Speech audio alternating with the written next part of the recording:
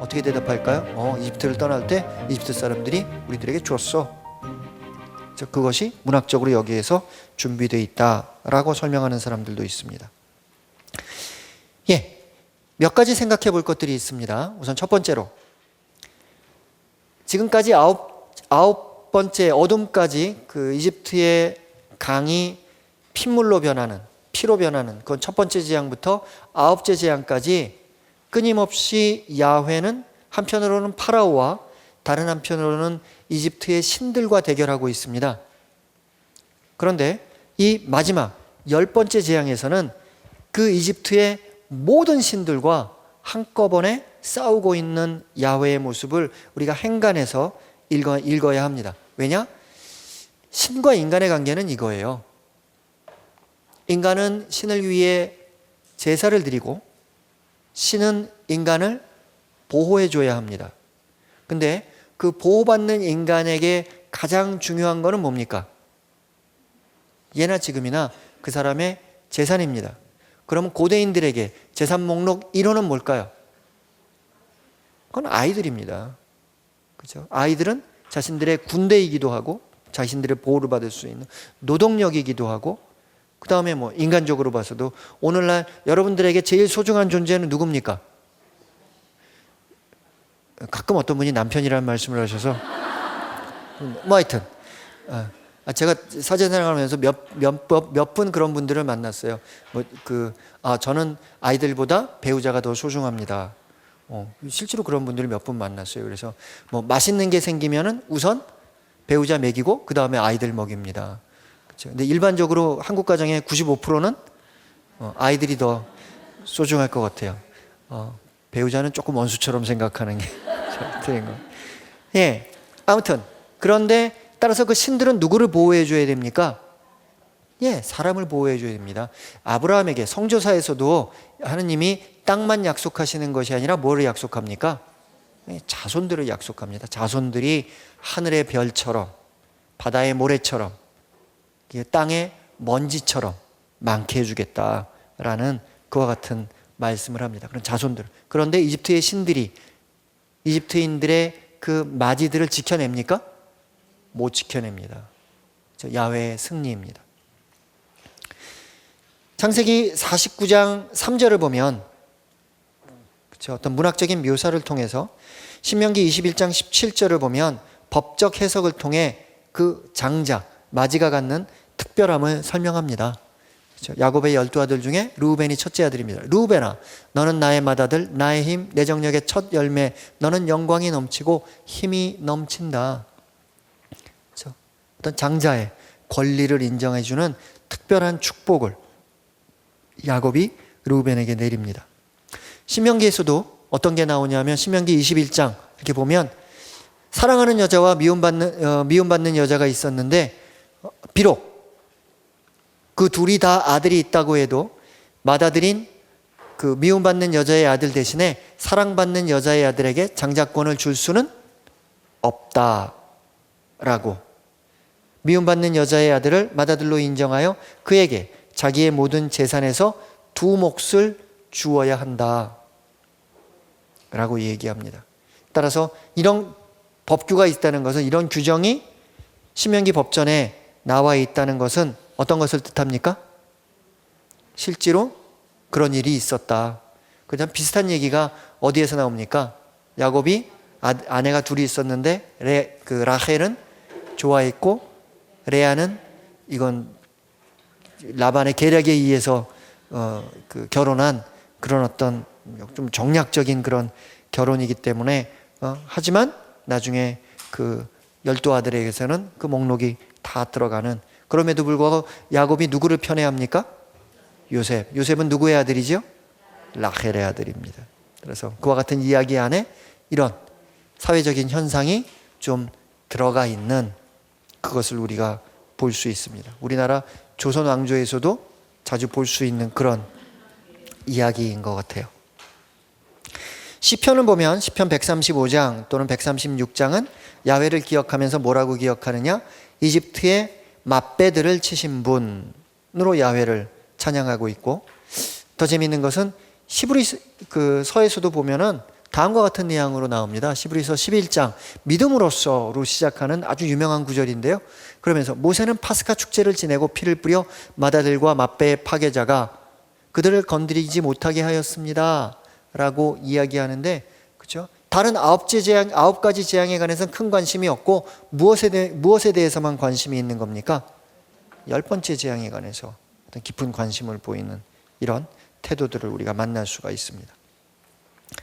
자, 탈출기 12장 1절부터 28절은 파스카와 무교절에 대한 제의적인 명령이었다면, 제의적인 명령이었는데 전체 이야기에서 보면은 그런 파스카와 무교절에 대한 제의적인 명령은 이야기의 흐름을 끊고 있습니다.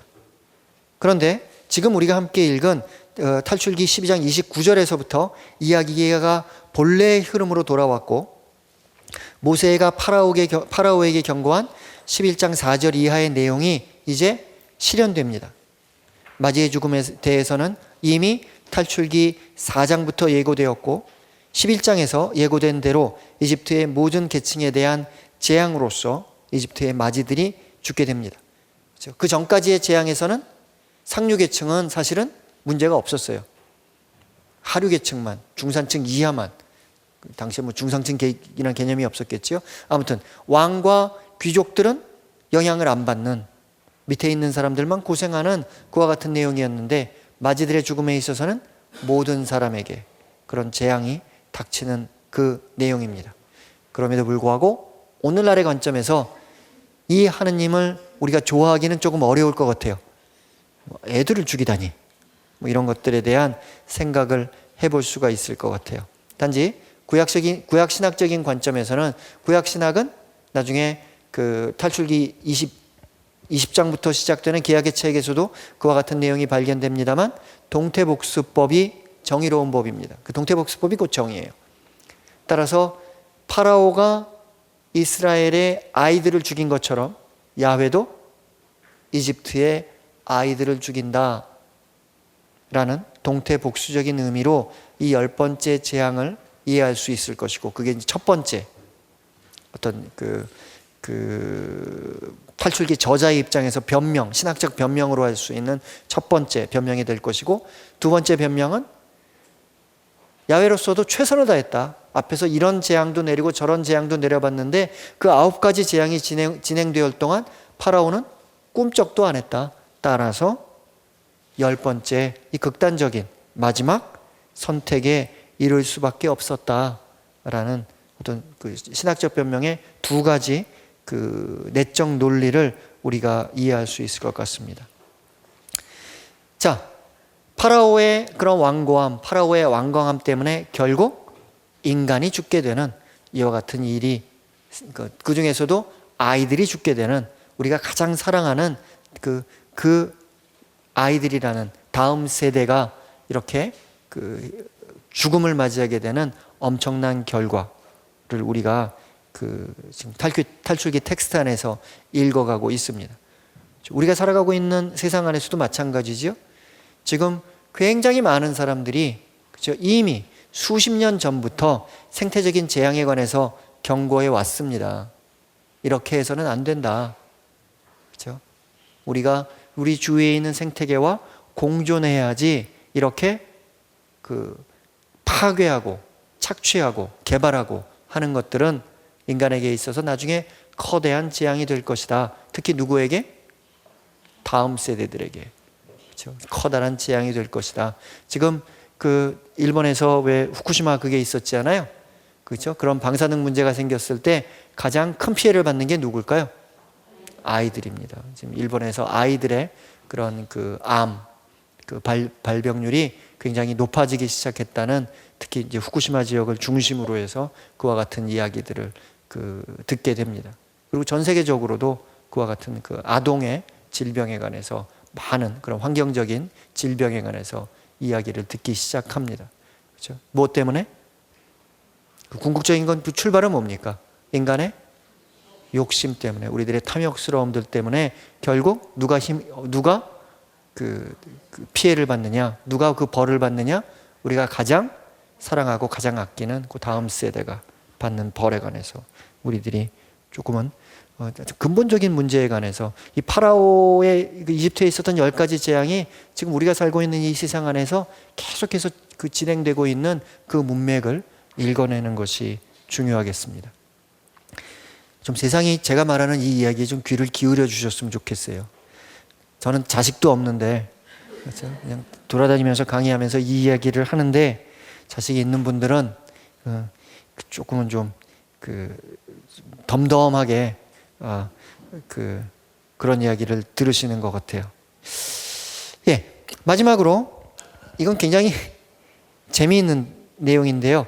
히브리어에서는 축복하다와 저주하다라는 것이 단어가 막 이렇게 왔다 갔다 쓰입니다. 그래서 여러분들 왜 제가 그런 말씀을 드렸죠? 아담과 하와가 낙원에서 쫓겨나면서 하나님으로부터 벌을 받는데 그게 정말 벌입니까? 아닙니까? 뭐 이런 말씀 드린 거 기억이 안 날 수도 있지 뭐. 그죠? 아담은 땀을 흘려서 노동을 해야 되는, 하와는 아이를 낳아야 하는, 그게 이제 에덴 동산을 쫓겨나면서 그들이 받은 벌인데, 그런데 1년 동안 열심히 일을 해서 소출을 얻는다는 것, 아니면 여자가 임신을 해서 아이를 낳는다는 것, 물론 힘든 일이지만, 하지만 그것이 정말로 저주입니까? 아니면 축복입니까? 라고 생각을 했을 때 우리들이 그거를 좀 다른 관점에서 볼 수 있다는 말씀을 드렸는데, 히브리어에서 축복하다는 저주하다의 왕곡 어법으로 자주 쓰입니다. 그래서 대표적인 게 여기 이제 그 책에 보시면은 몇몇 가지 이제 예문을 들었습니다만 가장 대표적인 게 욥기예요. 욥기 2장에 보면은 욥이 막 이제 피부병이 나서 막 고통스러워합니다. 그렇죠? 그다음에 뭐 그 1장에서 보면 그 자식과 재산을 다 잃어버리고, 그렇죠? 그럼에도 불구하고 욥이 하느님을 계속해서 찬미하는 것을 멈추지 않자 욥의 아내가 조금은 좋지 않은 소리를 합니다. 마치 하와가 아담을 유혹했듯이 그 아내가 그 욥에게 뭐라고 말하냐면, 당신은 아직도 당신의 그 흠없는 마음을 굳게 지키려고 하나요? 욥을 유혹하는 그와 같은 내용입니다. 그리고 뭐라 그러냐면 하느님을 저주하고 죽어버려요 라고 우리말로는 번역이 되어 있습니다만, 하지만 히브리말 성경에는 뭐라고 되어 있냐면 여기 말씀드린 축복하다라는 동사가 여기 떡하니 써 있어요. 따라서 직역하자면 뭐냐? 하느님을 축복하고 죽어버려요 라는 말이 써 있는데, 그거는 왜냐? 히브리 사람들의 관념으로는 하느님을 저주한다 라는 말을 서로 그런 내용을 전하고 싶더라도 하느님을 저주한다 라는 글을 차마 쓸 수가 없는 겁니다. 그러니까 거기다가 어떤 동사를 썼느냐? 축복한다 라는 동사를 쓴 겁니다. 하지만 내용은 뭐냐? 축복하는 게 아니라 하느님을 원망하고 하느님을 저주하고 죽어버리는.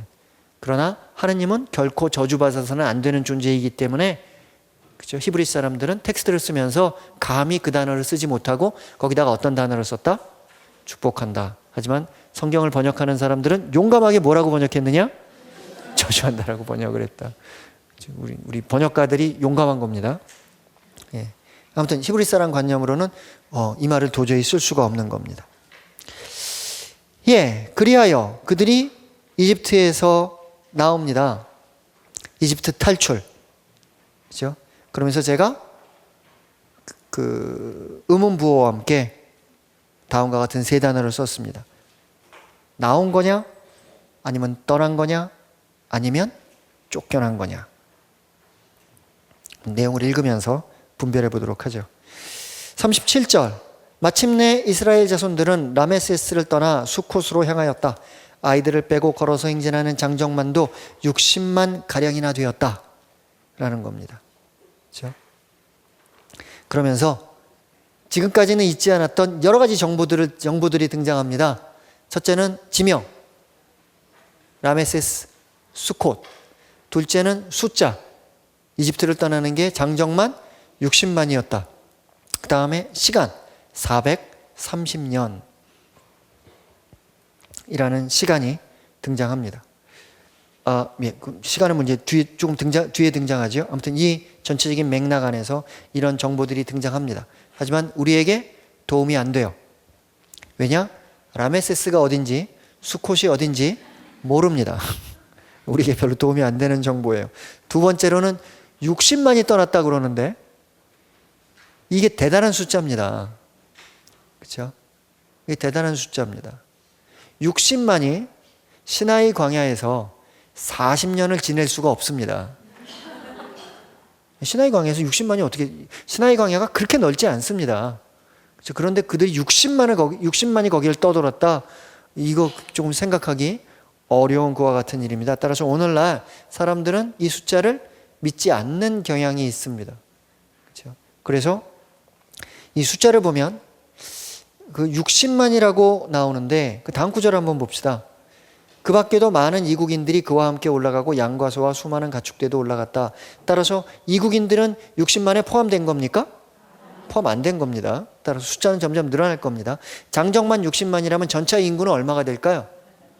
200만은 돼야 돼요. 근데 옛날에 애도 또 많이 나왔잖아요. 그런 거 감안 안 하더라도 뭐 한 가구당 한 서너, 한 200만은 우리가 생각하게 되는 그와 같은 숫자입니다. 그런데 이 200만이 그렇죠? 시나이 광야에서 그렇게 떠돌았다. 이거 어떻게 믿어야 될까? 그런데 민수기 11장 21절에서도 역시 또 60만이라는 소리가 나와요. 그렇죠? 그러자 모세가 말하였다. 이제 민수기 11장이 어떤 내용이냐 하면 백성들이 먹을 걸 가지고 불평을 하니까 야훼가 너희한테 내가 고기를 먹게 해주겠다라고 이야기를 합니다. 그러니까 모세가 하느님을 잘 믿었었는데 여기서는 그건 좀 어렵지 않을까요? 라고 얘기하는 겁니다. 저를 둘러싼 백성은 걸어서 행진하는 사람만 60만 명입니다. 당신께서 내가 그들에게 고기를 주어 한 달 내내 먹게 하겠다 하시지만 양떼와 소떼를 자 담는다 한들 그들에게 넉넉하겠습니까?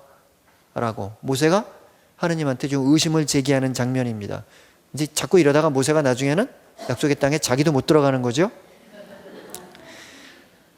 예. 아무튼 그렇게 해서 60만이라는 단어가 나오는데 그런데 여기서 등장하는 숫자는 뭐냐면은 600의 1000 이래서 60만이 계산이 되는 겁니다. 그 60만이라는 단위가 우리나라에서도 왜 그 십자가 있고 만자가 있잖아요. 그래서 10에다가 만자를 곱해서 우리가 60만이라고 그러는 거 아니에요.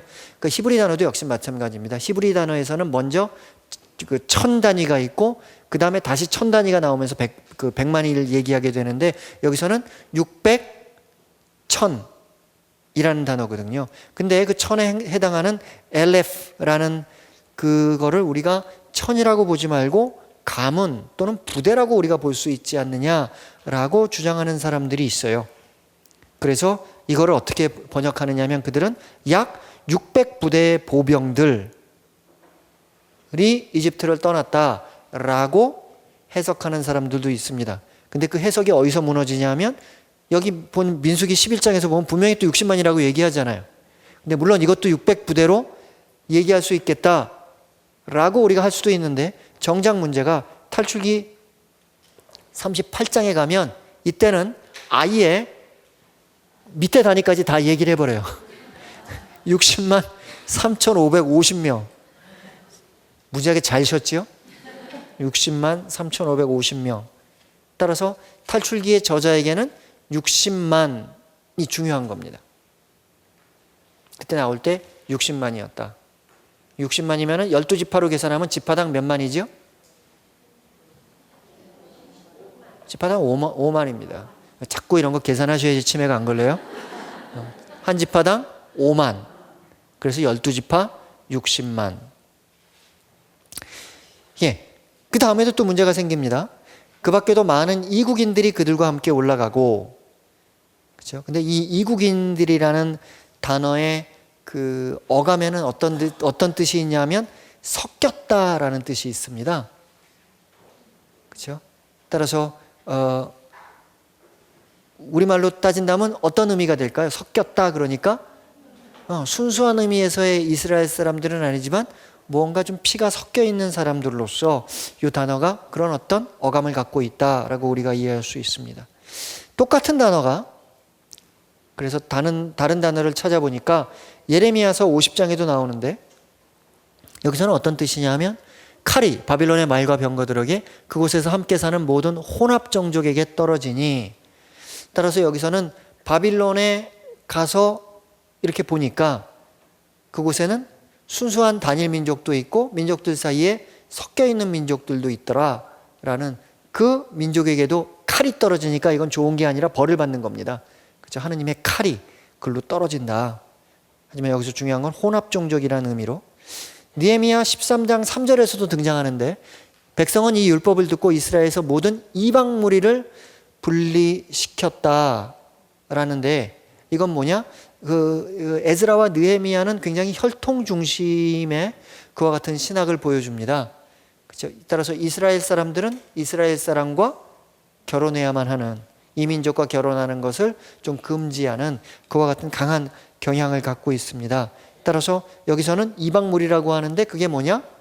이스라엘 사람과 좀 섞여 있는 그와 같은 사람들을 따로 분리하는, 또는 이스라엘 사람들과 함께 살고 있지만 이스라엘 민족과는 혈연 관계가 없는 사람들을 함께 얘기하겠죠.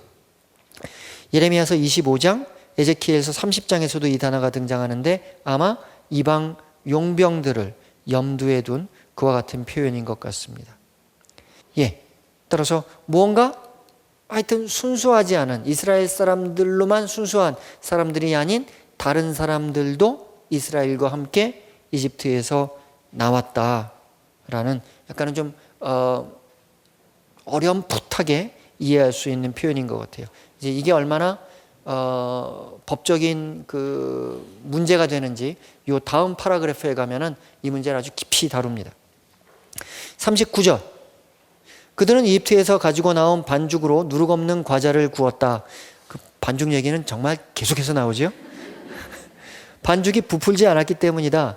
그들은 이집트에서 쫓겨나오느라 머뭇거릴 수가 없어서 여행 양식도 장만하지 못하였던 것이다. 그런데 이 부분을 직역하자면 다음과 같은 의미입니다. 여기서는 뭐라고 되어 있냐면 이집트에서 가져 나온 반죽으로 누룩 없는 과자를 구웠다라고 되어 있는데, 저는 조금 띄어 읽기를 다르게 하면서 저는 이 문장을 어떻게 이해하냐 하면, 이집트에서 쫓겨나오면서 가져온 아직 누룩을 넣지 않은 반죽으로 과자를 구울 수밖에 없었다. 내지는 누룩 없는 반죽으로, 그죠? 그래서 그 반죽에 누룩이 없었고 그걸 가지고 과자를 구웠다라고 이렇게 그 해석을 합니다. 조금은 좀 띄어 읽기를 다르게 해본 겁니다. 40절. 자, 이제 테마가 약간은 다른 테마로, 이제 시간적인 테마로 넘어갑니다. 이스라엘 자손들이 이집트에서 산 기간은 430년이다. 이건 어떤 거를 교정하고 있습니까? 성경에 보면 이스라엘이 이집트에서 산 기간은 400년이다 라고 주장하는 장면이 있습니다. 그거를 교정하고 있습니다. 그 숫자를 바꾸고 있습니다. 그 숫자를 바꾼다면 거기에는 분명히 어떤 의도가 있을 겁니다. 어떤 의도가 있을까? 조금 이따가 설명하겠습니다. 아무튼 시간적인 정확성을 그렇게 강조하고 그것은 성경의 다른 부분에서도 역시 반복이 됩니다. 이 구절의 내용은 탈출기 12장 17절에 상응합니다. 단지 조금 다른 표현이 있다면 12장 17절에서는 너희 부대라고 이야기하는 반면 여기서는 야훼의 모든 부대라는 조금은 다른 표현이 쓰입니다. 그런데 이 야훼의 모든 부대라는 표현은 탈출기에서 여기서만 등장하는 표현입니다. 42절, 그날 밤, 다시 한번 밤이 강조됩니다. 주님께서 그들을 이집트에서 이끌어내시려고 밤을 세우셨으므로 이스라엘의 모든 자손도 때때로 주님을 위하여 이 밤을 세우게 되었다. 따라서 파스카 규정 중에 우리 파스카 규정에는 정확히 그 대목이 아주 중요하게 등장하지 않습니다만, 파스카 밤에 이스라엘 유다 사람들은 잠이 들어서는 안 됩니다. 그래서 요즘에도 파스카를 유대인들이 지내는데 유다인들이 어떤 그거를 지내냐면 누룩 없는 빵을 파스카 예절을 하면서 다 먹지를 않습니다. 반만 먹습니다. 그리고 그 나머지 반을 집안 곳곳에다가 숨겨둡니다.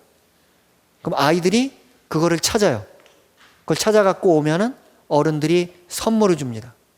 근데 그 놀이의 목적이 뭐냐? 애들이 잠들지 않게 하는 겁니다. 그래서 아이들은 밤새고 그 빵을 찾아야 돼요. 그렇죠? 그래서 그게 우리 저기 서양 풍습에는 그걸로 남아 있습니다. 여러분들 그 부활 달걀 있잖아요. 그 부활 달걀이 그런 역할을 합니다. 부활 달걀을 말이죠. 우리는 그냥 성당에서 이렇게 이쁘게 해가지고 신자들끼리 서로 나눕니다만은 본래 그 서양 예를 들어 천주교 마을이 있다면은 천주교 마을에서 신부님이랑 뭐 마을의 뭐 사모기원들이랑 이런 사람들이 그 부활 달걀을 곳곳에다 숨겨놔요. 그럼 아이들이 그 부활절날 그거를 찾습니다. 찾아가지고 신부님한테 갖고 오면은 신부님들이 거기에 대해서 이제 그 상을 주는 그런 어떤 것들이 남아 있습니다. 예. 아무튼 그렇게 밤을 새우셨으므로 따라서 이 밤은 잠들어서는 안 된다라는 겁니다. 우리도 왜 그렇게 잠들지 않아야 되는 날이 있죠? 언제입니까? 예. 설에. 그래, 설에요. 이제 구정이란 말 안 쓰니까 설에. 그날 설 되는 날. 자면은 뭐 눈썹이 하얗게 쉰다. 저는 안 잤는데도 눈썹이 이제 쉬기 시작했어요. 왜 그런지 모르겠습니다. 자, 생각해 볼 것들이 몇 가지가 있습니다. 앞서 말씀드린 대로 37절에서는 라메세스와 수콧이라는 장소가 언급이 되는데 오늘날 어떤 장소인지는 모르겠습니다. 단지 창세기 33장에 보면 야곱이 에사우와 헤어진 후 수콧으로 가서 초막을 만들었다고 전해지는데 이 장소가 탈출기에서 나오는 장소와 동일한 장소는 아닐 것 같습니다. 왜냐? 야곱이 에사우와 헤어진 곳은 가나안 땅 근처니까. 여기서는 라메세스 근처, 이집트 땅 근처니까 아마 같은 장소인데 두 장소가 동일한 이름을 갖고 있는 것 같아요. 문제는 뭐냐? 수콧이라는 것은 수카의 복수형인데 수카가 무엇을 뜻하냐 하면 초막을 뜻합니다. 따라서 초막과 관계되어 있는 장소의 이름은 언제나 수콧이라고 불리는 것 같아요. 또한 나중에 이집트인들이 이스라엘이 광야에서 40년을 지냈던 것을 기념하는 축제도 역시 수콧이라는 이름으로 불립니다. 왜냐? 광야에서 40년을 있으면서 초막을 짓고 이동하면서 살았으니까. 그래서 초막절이라고 부르는데 우리가 얘기하고 있는 무교절 또는 파스카가 3월 보리축제와 연결되어 있다면 이 초막절은 9월 밀축제와 연결이 되어 있는 축제입니다. 따라서 봄을 시작하면서 파스카와 무교절과 같은 축제들이 추수한 보리와 함께 시작하는 그와 같은 축제라면 초막절은 9월 가을이 시작하면서 이제 그 밀축제와 연관되어 있는 그와 같은 축제입니다. 그 모든 그 바탕에는 수카, 수콧, 초막들이라는 표현이 숨어 있고 또 그 어근은 사칵이라는 어근을 갖고 있는데 사칵의 의미는 뭔가를 덮는다라는 의미다. 여러분들이 그 정도로 이해하시면 되겠습니다.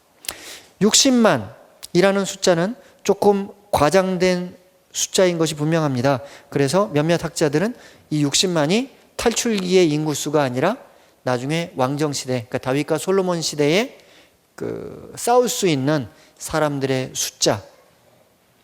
근데 대단한 겁니다. 우리나라 군대가 몇 만인지 아십니까? 우리나라 군대가 아마 60만 아닌가요? 우리나라 군대가 60만인 것 같아요. 아무튼 그게 무슨 군사협정으로 아마 그 숫자를 더 뽑으면 안 될 겁니다. 너무 군대가 커지면 안 될 겁니다. 아무튼 우리나라 군대가 뭐 60만 대군 뭐 이런 식의 표현을 제가 들은 기억이 나는데 확인된 건 아닙니다만 아무튼 그런데 이미 60만 대군을 갖고 있는 거예요. 숫자로는 대단한 숫자입니다. 38절. 예, 앞서 말씀드린 대로 여기서 이국인들이라고 얘기하는 것이 정확하게 그들을 어떻게 대해야 하는지에 관해서 문제가 생기는 것 같아요. 그래서 다음 파라그래프로 가면은 이국인들과 비슷한 하지만 다른 조금은 법률적인 전문적인 용어들이 생깁니다. 오늘날은 알아듣기 어려운 외국인, 거류민, 이방인들과 같은 그와 같은 법률적인 그들을 구분하는 용어들이 생기는데 자세한 것은 그 다음 파라그래프에서 설명을 드리도록 하겠습니다. 예, 마지막으로 이제 재밌는 과연 400년이냐 430년이냐 이것에 대한 이야기를 좀 부연해서 설명해야 될 것 같아요. 자, 첫째, 400년 40 또는 430년. 창세기 15장 13절은 400년을 얘기합니다. 그리고 탈출기 12장 40절은 430년을 얘기합니다. 먼저 우리가 첫째 알아들을 수 있는 것은 15장 16절에서 구약에서 한 세대는 100년으로 계산되는 것 같습니다. 그렇죠? 그래서 15장 16절에서 가나안 땅으로 돌아오는 넷째 세대에 관해서 언급하는데, 따라서 400년을 얘기하고 넷째 세대를 얘기하니까 400년을 얘기하는 것이 아닌가. 그리고 나서 생각해 보니까 그와 연관된 사건이 하나 있어요. 그게 뭐냐면 아브라함이 아들을 낳는데 몇 살 때 낳습니까? 아닙니다. 90살 때는 하란을 떠나는 거고 100살 때 낳습니다. 그렇죠? 그러니까 한 세대를 100살로 보는 그와 같은 틀이 아마 여기 있었던 것이 아니냐. 따라서 네 세대 400년, 그것과 연관시켜 볼 수 있지 않겠느냐라는 사람들의 의견이 있습니다. 두 번째는 그거보다 더한 얘기입니다. 세대로 번역되는 히브리어 단어는 도르라는 단어가 있습니다. 한 세대, 두 세대. 그런데 창세기 6장 3절, 그러니까 노아의 이야기와 함께 하나님께서 인간을 보니까 얘네들이 자꾸 악해지더라. 그러니까 오래 살게 해주면 안 되겠다. 그러면서 한 세대를 몇 살까지로 얘기하죠? 120년. 그 120년을 사는 게 누구죠?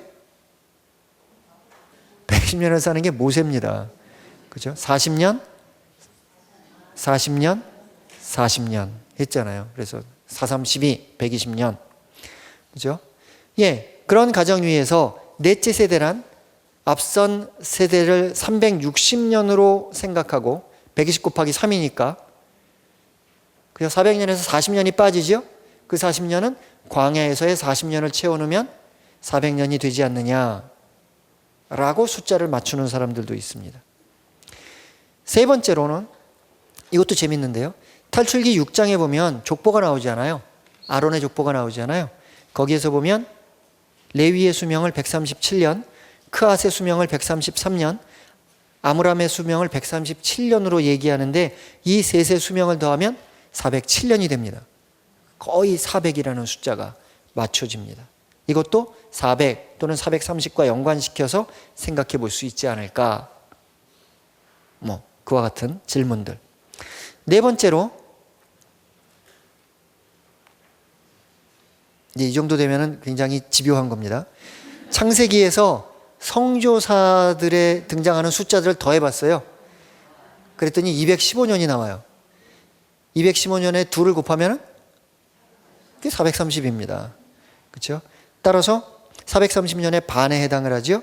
이것을 바탕으로 몇몇 유다 전통은 성조사 기간과 이집스 종살이 기간을 합쳐서 430으로, 따라서 성조사가 215, 이집트 종살이 기간을 여기서 430이라고 했지만 성조사를 합쳐서 아브라함도 이집트에 한번 갔으니까 합쳐서 430으로 보자라는 유다 전통이 있습니다. 이게 왜 그러냐면 나중에 유다인들이 그 약속의 땅에서 쫓겨나서 유럽으로 건너와서 살잖아요. 근데 크게 두 지역으로 나뉩니다. 그 독일과 동유럽 지역, 그 다음에 스페인 지역. 독일과 동유럽 지역에서는 그 사는 유다인들은 아스케나즘이라고 불리고, 스페인 지역은 세파르딤이라고 불리는데, 독일과 동유럽 지역에 살고 있던 아스케나즘은 우리가 알고 있는 약간 철학적인 유다주의가 거기에서 발전을 합니다. 자리 잡습니다. 랍비 전통의 아주 철학적인, 그러면서 조직적인 유다 전통이 발전을 하고, 그 세파르딤 스페인 지역에서는 신비주의적인 유다주의가 발전을 합니다. 그래서 여러분들 한 번쯤 들어보셨을 거예요. 그 막 숫자 가지고 이렇게 하고 몇 번째 나오는 글자마다 하나를 더 그 글자들을 합하니까 어떤 단어가 되고 이런, 그걸 이제 그 세파르딤 전통에서 등장하는 카발라라는 유다 신비주의자들이 해요. 그래서 오늘날까지도 그런 유다 신비주의자들의 어떤 전통이 정해지면서 어떤 거를 풀어보니까 그 몇째 줄에 몇 번째 단어를 보니까 히틀러의 이름이 나오더라, 뭐가 나오더라 하면서, 그렇죠? 그런 노스트라다무스의 예언과 구약 성경 이래가지고 그런 어떤 신비주의적인 그런 그 해석을 하는 경우도 있습니다. 아무튼 그런 전통과 좀 맞닿아 있는 전통 안에서는 215년, 215년 해가지고 430년을 그 얘기하는 그런 어떤 해석을 하기도 합니다. 예, 오늘날 현대 성서학자 중에 카수토라는 사람은 430이라는 숫자를 60 곱하기 6에다가 70을 더하는 숫자로 이해하고, 플라스트라스라는 사람은 40 곱하기 12에다가 50을 더 뺀 숫자로 해석을 합니다. 그렇죠? 여기서 50년이란 왜 빠지냐? 광야 생활 40년과 가나안 정복 10년을 더한 숫자라고 이분은 이야기를 하는데, 가나안 정복의 기간이 10년이었다는 것은 성서적인 근거가 있는 기록은 아닙니다. 따라서 두 사람 다 이렇게 숫자만 보면 인간은 좀 뭔가 이렇게 하려는 그런 경향이 있어요. 그렇죠? 우리가 뭐 이런 거는 비웃지만은 뭐 왜 이렇게 생각해? 그리고 약간 비웃는다기보다는 웃어 넘기지만, 정작 여러분들 아파트에 보면 엘리베이터가 1, 2, 3 해놓고 4는 F자가 써 있죠? 그건 정말 이상한 것 같아요. 그죠? 숫자 4가 문제가 아니라 그 한자 4자가 문제인데, 아무튼 430은 에제키엘 예언서에서도, 이건 예언서 내입니다. 성경 내에서 의미 있는 숫자로 등장합니다. 에제키엘서 4장을 보면 예언자는 왼쪽으로 390일을, 오른쪽으로는 40일을 누워 있어야 합니다. 하느님이 이거를 예언적 징표로 예언자에게 명령을 해요. 굉장히 고통스러웠을 것 같아요. 그래서 며칠만 누워 있어도 막 허리가 아픈데 돌아눕지도 못해요.